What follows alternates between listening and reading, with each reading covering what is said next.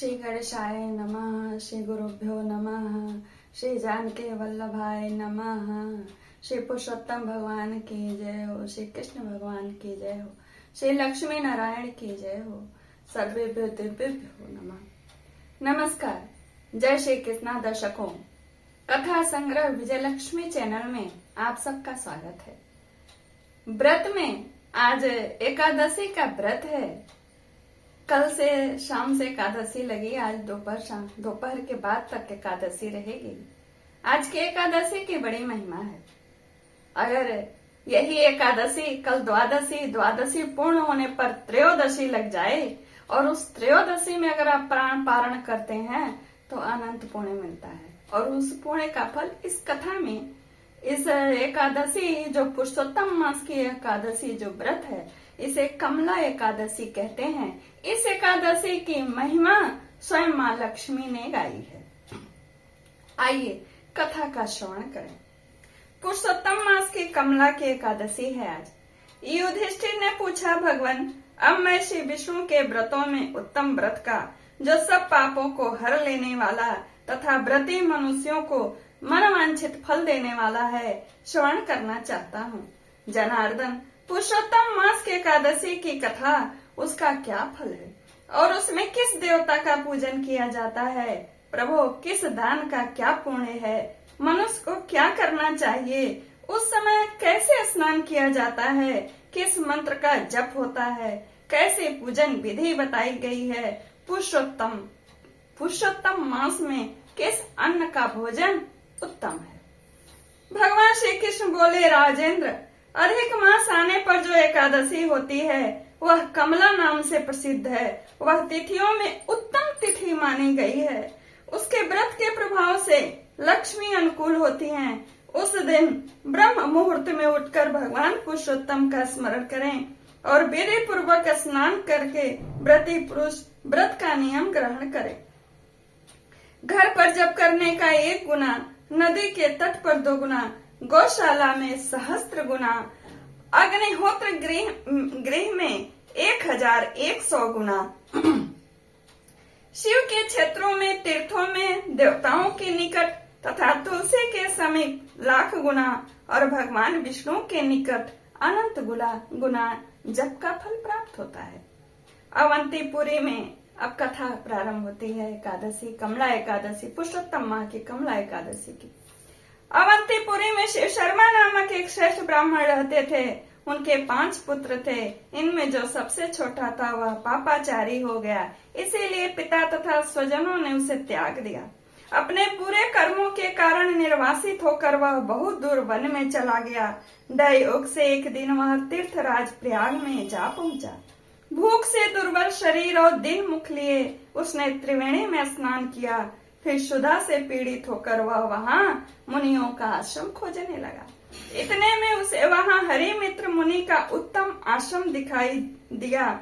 पुरुषोत्तम मास में वहाँ बहुत से मनुष्य एकत्रित हुए थे। आश्रम पर पापनाशक कथा कहने वाले ब्राह्मणों के मुख से उसने श्रद्धा पूर्वक कमला एकादशी की महिमा सुनी, जो परम पुण्यमयी तथा भोग और मोक्ष प्रदान करने वाली है। जय शर्मा ने विधि पूर्वक कमला एकादशी की कथा सुनकर उन सबके साथ मुनि के आश्रम पर ही व्रत किया। जब आधी रात हुई तो भगवती लक्ष्मी उसके पास आकर बोलती हैं, ब्राह्मण, इस समय कमला एकादशी के व्रत के प्रभाव से मैं तुम पर बहुत प्रसन्न हूँ। देवाधिदेव श्री हरि की आज्ञा पाकर बैकुंठ धाम से आई हूँ। मैं तुम्हें वर दूंगी। ब्राह्मण बोला, माता लक्ष्मी, यदि आप मुझ पर प्रसन्न हैं तो वह व्रत बताइए जिसकी कथा वार्ता में साधु ब्राह्मण सदा संलग्न रहते हैं। लक्ष्मी ने कहा, ब्राह्मण, एकादशी व्रत का महात्म्य श्रोताओं के सुनने योग्य सर्वोत्तम विषय है। यह पवित्र वस्तुओं में सबसे उत्तम है। इससे 2 स्वप्न का नाश तथा पुण्य की प्राप्ति होती है। अतः इसका यत्न पूर्वक श्रवण करना चाहिए। उत्तम पुरुष श्रद्धा से युक्त हो 1 या आधे श्लोक का पाठ करने से भी महाकरोड़ों महापातकों से तत्काल मुक्त हो जाता है। करोड़ों महापातक अगर उसके पाप हैं तो भी मुक्त हो जाते हैं। जैसे मासों में पुरुषोत्तम मास, पक्षियों में गरुड़ तथा नदियों में गंगा श्रेष्ठ है, उसी प्रकार तिथियों में द्वादशी तिथि उत्तम है। समस्त देवता आज भी एकादशी व्रत के ही लोभ से भारतवर्ष में जन्म लेने की इच्छा रखते हैं। एकादशी व्रत के ही लोभ से भारतवर्ष में जन्म लेते हैं। ध्यान दीजिएगा आप लोग। देवगण सदा ही रोग शोक से रहित भगवान नारायण का पूजन करते हैं। जो लोग मेरे प्रभु भगवान नारायण के नाम का सदा भक्ति पूर्वक जप करते हैं, उनकी ब्रह्मा आदि देवता सर्वदा पूजा करते हैं। जो लोग श्री हरि के नाम जप में संलग्न हैं, उनकी लीला कथाओं के कीर्तन में तत्पर हैं तथा निरंतर श्री हरि की पूजा में प्रवृत्त रहते हैं, वे मनुष्य कलयुग में कृतार्थ हैं। यानी यदि दिन में एकादशी हो, अभी शुरू में मैंने बताया ना, आज की तिथि इसी प्रकार की है, दिन में एकादशी और द्वादशी हो तथा रात्रि बीतते बीतते त्रयोदशी आ जाए, उस त्रयोदशी के पारण में 100 यज्ञों का फल प्राप्त होता है। व्रत करने वाला पुरुष चक्र सुदर्शनधारी देवादिदेव श्री विष्णु के समक्ष निम्नांकित मंत्र का उच्चारण करके भक्ति भाव से संतुष्ट चित्त, बहुत बड़ी बात है, संतुष्ट चित्त, उछलाचाली नहीं, संतुष्ट चित्त होकर उपवास करे। और वह मंत्र इस प्रकार है: एकादश्याम निराहार स्थित्वाहम परेहनि भोक्ष्यामि पुंडरीकाक्ष शरणम में भवाच्युत। एकादश्याम निराहार स्थित्वाहम परेहनि भोक्ष्यामि पुंडरीकाक्षम शरणम में भवाच्युत। कमल नयन भगवान अच्युत, मैं एकादशी को निराहार रखकर दूसरे दिन भोजन करूंगा, आप मुझे शरण दे। तत्पश्चात व्रत करने वाला मनुष्य मन और इंद्रियों को वश में करके गीत वाद्य नृत्य और पुराण पाठ आदि के द्वारा रात्रि में भगवान के समक्ष जागरण करे। फिर द्वादशी के दिन उठकर स्नान के पश्चात जितेंद्रिय भाव से विधि पूर्वक श्री विष्णु की पूजा करे। एकादशी को पंचामृत से जनार्दन को नहलाकर द्वादशी को केवल दूध में स्नान कराने से श्री हरि की सामुज्य प्राप्त होता है। पूजा करके भगवान से इस प्रकार प्रार्थना करें: अज्ञान तिमिरांधस्य व्रते नानेन केशव प्रसीद सुमुखो भूत्वा ज्ञान दृष्टि प्रदो भव।